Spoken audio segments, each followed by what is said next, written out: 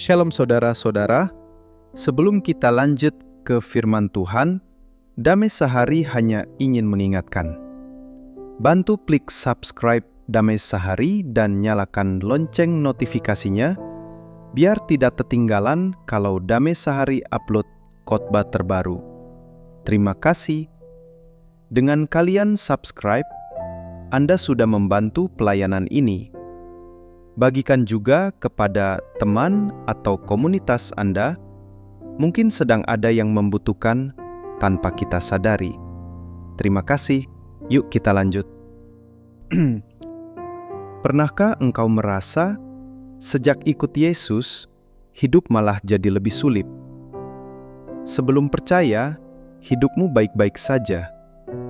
Tapi setelah percaya, bisnis ambruk, keluarga berantakan, hubungan renggang, teman meninggalkan, dan saat engkau mencari pertolongan, orang yang engkau andalkan justru berpaling. Lalu muncul pertanyaan paling menyakitkan, Tuhan, di mana engkau saat aku butuh? Hari ini aku ingin bicara pada engkau yang merasa doanya dibalas diam, yang merasa hatinya bolong dan tidak tahu lagi harus berharap kepada siapa. Mari kita duduk diam di hadapan salib dan biarkan firman Tuhan menjawab. Tapi sebelum kita lanjut ke firman Tuhan, kita awali dengan doa. Mari berikan sikap kita yang terbaik. Tuhan Yesus, kami datang dengan hati yang lelah. Kami tidak datang dengan kekuatan, tapi dengan keterbatasan. Banyak dari kami sudah mengetuk pintu manusia, tapi ditolak. Sudah menangis di hadapan keluarga, tapi tidak dimengerti. Hari ini kami ingin mendengar suara-Mu, bukan suara dunia. Berbicara Engkau ya Tuhan, sebab kami haus, kami rindu, dan kami butuh Engkau lebih dari segalanya. Dalam nama Yesus, kami berdoa. Amin. Saudaraku yang terkasih, ada satu luka yang tidak semua orang bisa pahami. Luka ketika engkau sudah berusaha hidup benar, tapi keadaan justru jadi lebih buruk. Seseorang berkata padaku, "Dulu waktu aku belum percaya Yesus, hidupku lebih tenang. Tapi sekarang, kok malah semua terasa seperti dihancurkan?" Dan itu bukan kisah satu dua orang saja. Banyak yang datang kepada Tuhan, berharap hidup akan lebih mudah, tapi justru mendapati salib makin berat. Masalah dalam rumah tangga makin rumit. Anak-anak tidak lagi mendengarkan, pasangan makin jauh, dan kehangatan keluarga seakan membeku. Masalah ekonomi bagaimana?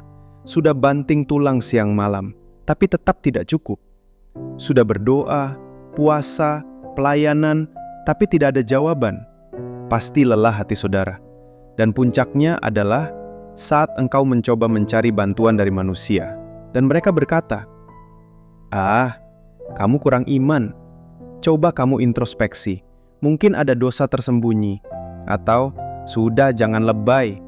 Dan hatimu, hancur. Itulah saat engkau sadar bahwa tangan manusia terbatas. Bahwa sandaran yang selama ini kita pikir kuat, ternyata mudah roboh. Tapi justru di titik itulah, Tuhan sedang menyingkirkan semua penyangga palsu dari hidupmu, supaya engkau berdiri hanya di atas kasih karunia-Nya. Mazmur 60 ayat 11 berkata, "Berikanlah kepada kami pertolongan terhadap lawan kami, sebab sia-sia penyelamatan dari manusia." Kadang kita mengira Tuhan diam, padahal Dia sedang menyuruh kita berhenti berharap pada dunia. Kalau semua pertolongan manusia ditutup, itu bukan tanda Tuhan meninggalkan, tapi tanda bahwa Tuhan ingin menjadi satu-satunya penolongmu. Kita perlu sadar bahwa pengharapan sejati tidak datang dari siapa yang kita kenal, tidak datang dari rekening tabungan, tidak dari nama baik, tapi dari Tuhan yang mati di kayu salib untuk kita. Yesaya 30 ayat 15 berkata, "Dalam tinggal tenang dan percaya terletak kekuatan." Saudaraku, Tuhan tahu kamu lelah. Dia tahu engkau tidak kuat lagi menanggung semuanya. Tapi justru dalam ketidakberdayaanmu, kuasa Tuhan menjadi sempurna. Engkau boleh kecewa pada manusia, tapi jangan kecewa pada Tuhan, karena saat semua meninggalkanmu, Yesus tetap di sana. Pernahkah engkau sadar saat kamu berkata, "Tuhan, kenapa engkau diam?" Sebenarnya, justru waktu itu Tuhan memelukmu diam-diam. Dia yang menjaga kamu tidak gila. Dia yang membuat kamu masih bangun pagi meski semalam kamu menangis. Dia yang membuat kamu masih punya iman meski kamu sudah tidak mengerti apa-apa lagi. Ingatlah, Tuhan tidak pernah menjanjikan hidup tanpa badai, tapi Dia berjanji akan menyertaimu dalam badai. Matius 11 ayat 28 berkata, "Marilah kepadaku, semua yang letih lesu dan berbeban berat. Aku akan memberi kelegaan kepadamu." Datanglah, jangan tunggu kuat dulu, jangan tunggu semua baik dulu.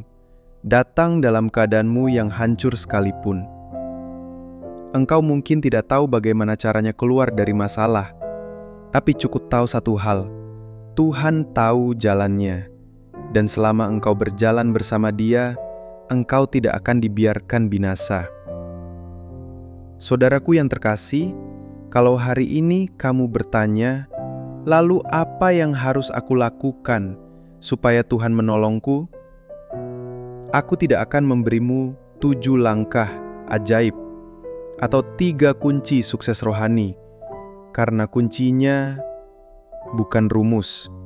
Kuncinya adalah hati.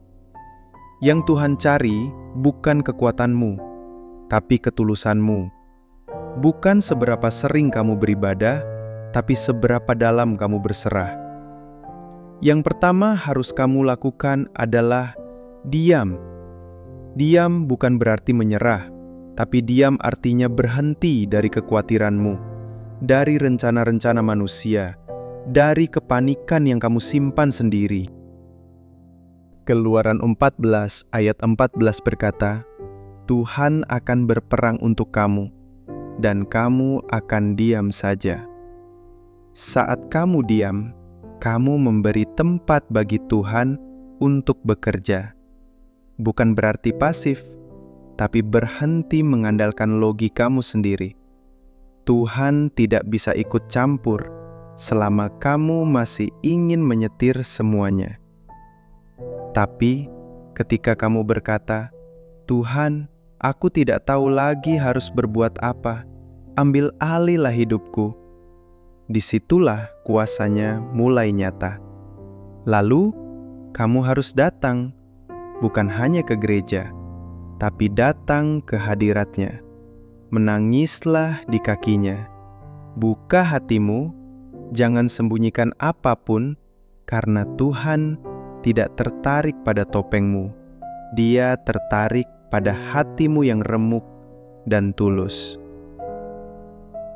Mazmur 51 ayat 19 berkata, "Korban sembelihan kepada Allah ialah jiwa yang hancur, hati yang patah dan remuk. Tidak akan kau pandang hina ya Allah." Jika kamu ingin ditolong Tuhan, jangan bawa kekuatanmu, bawa kehancuranmu. Datang dengan jujur dan katakan, "Tuhan, aku tidak kuat lagi, tolong aku." Dan disitulah Dia akan mulai membangkitkanmu.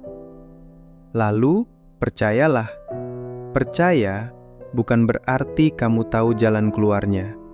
Percaya artinya kamu tahu bahwa Tuhan pasti tahu jalannya.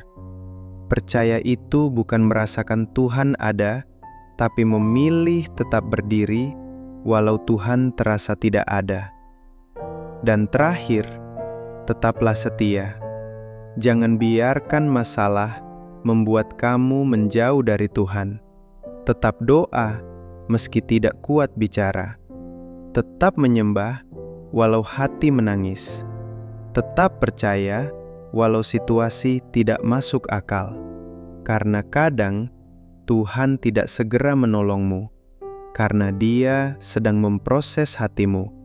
Tapi saat hatimu jadi lembut, saat jiwamu semakin bergantung penuh padanya, maka pertolongan itu datang, bukan hanya mengubah keadaanmu, tapi juga membentuk karaktermu. Jadi, kesimpulan yang bisa kita ambil dari khotbah hari ini adalah, hari ini Tuhan tidak menjanjikan bahwa setelah dengar khotbah ini, semua masalahmu akan langsung selesai. Tapi Dia menjanjikan bahwa engkau tidak akan berjalan sendiri. Dan percayalah, orang yang bersandar pada Tuhan akan tetap berdiri meski semuanya runtuh. Saat pertolongan manusia gagal, Tuhan tidak gagal. Saat pintu dunia tertutup, Tuhan membuka jalan dari surga. Saat engkau tidak punya apa-apa lagi, engkau akan menemukan bahwa Tuhan sudah lebih dari cukup. Amin. Tuhan Yesus memberkati kita semua. Mari berikan sikap kita yang terbaik. Kita akan akhiri khotbah singkat dan sederhana ini dengan doa. Bapa yang setia, terima kasih karena Engkau tidak pernah menutup telinga terhadap jeritan kami. Banyak dari kami hari ini sedang bergumul dalam keluarga, keuangan, relasi, bahkan iman. Kami lelah mencari pertolongan manusia yang tak pernah tuntas. Tapi hari ini kami datang kepadamu, Tuhan. Kami serahkan semua luka, semua beban, semua tangisan kami kepadamu. Pulihkanlah kami, teguhkan iman kami, dan ajarkan kami berjalan dalam damai meski badai belum reda. Kami percaya Engkaulah penolong kami satu-satunya. Dalam nama Yesus Kristus, kami berdoa dan percaya. Amin. Terima kasih. Sampai jumpa di pembahasan berikutnya. Tuhan Yesus memberkati kita semua. Salam damai sehari.